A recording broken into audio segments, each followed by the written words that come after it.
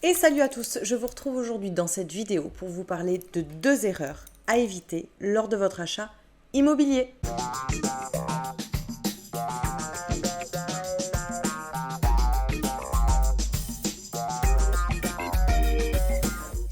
Alors la première erreur est de ne pas préparer son dossier de financement. Et la seconde est de ne pas vérifier tous les documents que le propriétaire vendeur doit vous mettre à disposition. Alors votre financement, c'est le point de départ de votre recherche. Si vous n'avez pas bien défini votre budget, vous ne saurez pas vers quel bien vous orienter lors de votre recherche. Donc je vous dis souvent qu'une vente immobilière ne se fait pas comme ça, se prépare.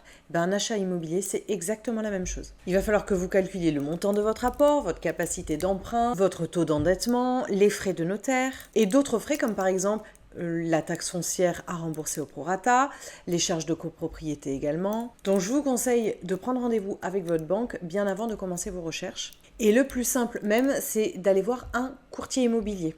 Alors, vous pourrez me contacter si vous avez besoin de coordonnées. Lui, il va se charger tout simplement de calculer votre budget en fonction de vos charges, de vos revenus, en tout cas de votre situation. Et je vous parle de l'importance de ce budget à préparer en amont parce qu'il se peut que vous ayez de mauvaises surprises. Vous pourriez partir sur une maison aux alentours de 400 000 euros par exemple et vous ne pouvez emprunter que 350 000 euros. Et lorsque vous faites une proposition d'achat, que vous vous positionnez sur l'achat d'un bien, soyez vigilant parce que à partir du moment où vous avez signé le compromis de vente, vous avez 45 à 60 jours pour présenter une offre de prêt. Une offre de financement nécessite de la préparation.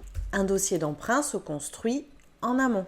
Ce qui veut dire qu'il faut simplement éviter les découvertes pendant quelques mois, par exemple. Et n'hésitez pas à comparer les offres, à mettre les banques en concurrence, mais ça c'est le métier aussi du courtier qui va vous aiguiller là-dessus, qui va plutôt le faire à votre place d'ailleurs. Alors, avant de vous positionner sur un bien immobilier qui vous plaît, n'oubliez pas de regarder tous les documents que le propriétaire doit vous mettre à disposition, notamment le dossier des diagnostics techniques, le montant des charges de copropriété, de la taxe foncière, les éventuels travaux à venir si vous êtes en copropriété. Lisez bien le règlement de copropriété, les procès-verbaux des dernières assemblées générales.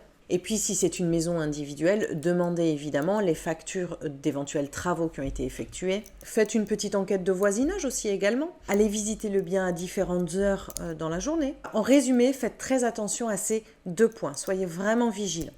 Et voilà, cette vidéo est terminée. J'espère que le contenu vous a plu.